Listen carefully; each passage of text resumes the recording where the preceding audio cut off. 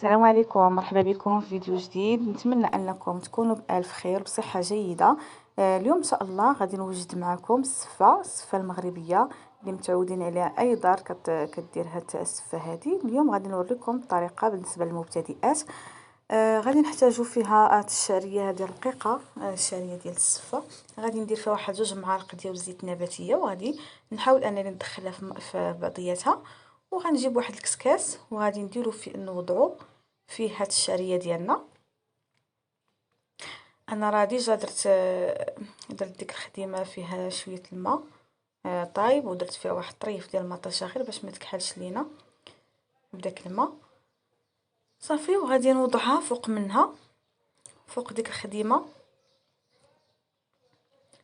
كيف ما كتشوفوا راه هو كيغلي الماء صافي. غادي نخليها تقريبا واحد من ثلث ساعه حتى نص ساعه، حتى تنشوفوا بلي انا ديك الشعريه ديالنا ولات تتهز شي شويه، ولا تتبيض واحد شويه، كنعرفوا بلي ان راه غادي طيب لينا صافي. كنوضعوها في واحد الاناء وكنديروا فوق منها الماء بارد.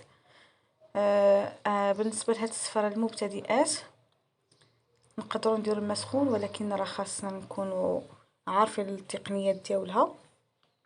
يعني ما بارد تتجي زوينه، واللي بحر بادي راه هاد الطريقه راه سهله بزاف. صافي غنوضع فيها هاد الماء بارد، وغادي نخليها تقريبا غير واحد 2 دقائق حتى 3 دقائق. وغادي نعاود نصفي في داك الفخار ديال الخديمه، نصفيها بحال هكا. وغادي نرجعها للبوطه ديالنا باش تعود الفوره الثانيه. يعني درت الفوره الاولى وهذه هي الفوره الثانيه اللي غادي نفورها صافي. غنخليها كذلك ثاني واحد ثلث ساعه، من ثلث ساعه حتى نص ساعه. يعني كيف ما تشوفوا معايا غادي تطيب لينا. وغندير ليها غنرجعها عاوتاني للاناء ديالنا. كيف ما قلت لكم هذه هي الفوره الثانيه.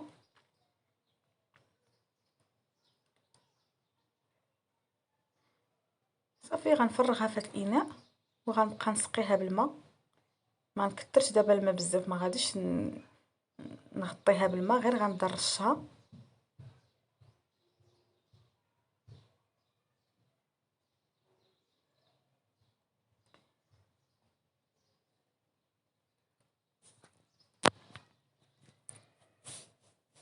نرشها وهي سخونه، ونحاول انني نبقى ندخل فيها هذا الماء عفوا.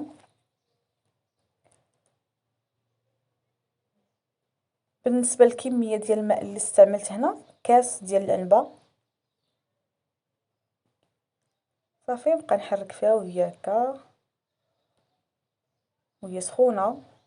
نبدا نرش، ما تكثروش الماء بزاف. كما قلت لكم كاس ديال العنبه راه كفاني في هاد المرحله هذه.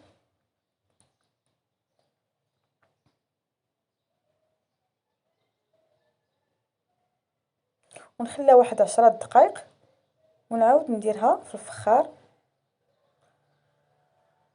نديرها في الفخار ديريكت صافي. ونرجعها تفور الفوره الثالثه.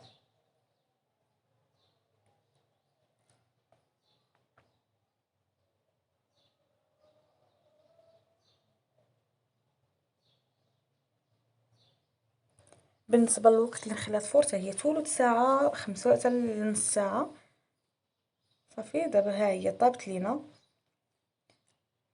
صافي. هذه هي الفوره الثالثه صافي راه طابت. غنجيب واحد القصريه وغادي نسرحها فيها.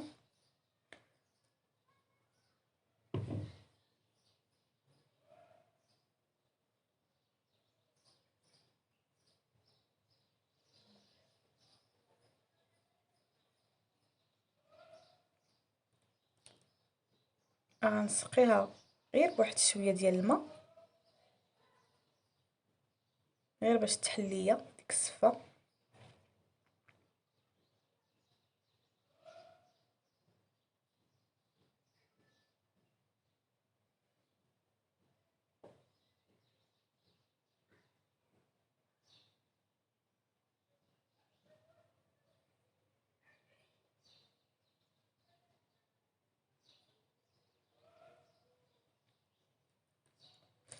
خليتها تقريبا واحد 5 دقائق غير باش تشرب داك شويه ديال الماء.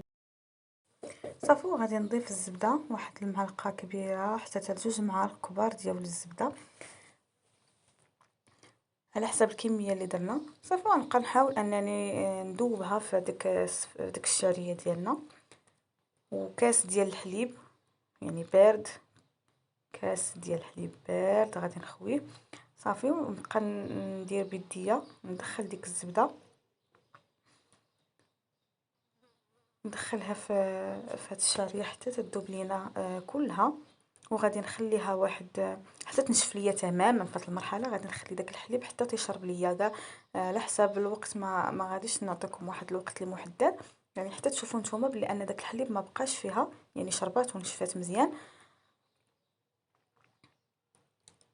وغادي نرجعها في الفخار غير تسخن ليا واحد 5 دقائق حتى 10 دقائق.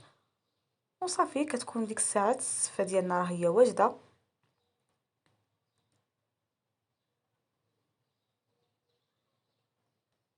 يعني هاد المرحله فاش ترجعوها للفخار ما ديروها حتى تكونوا باغيين انكم تقدموا. يعني اخر مرحله هي تكونوا باغيين تحطوها في طبق التقديم، عاد كديروها غير بحال غير كتسخنوها غير من 5 دقائق حتى ل10 دقائق. صافي وكتكون واجده.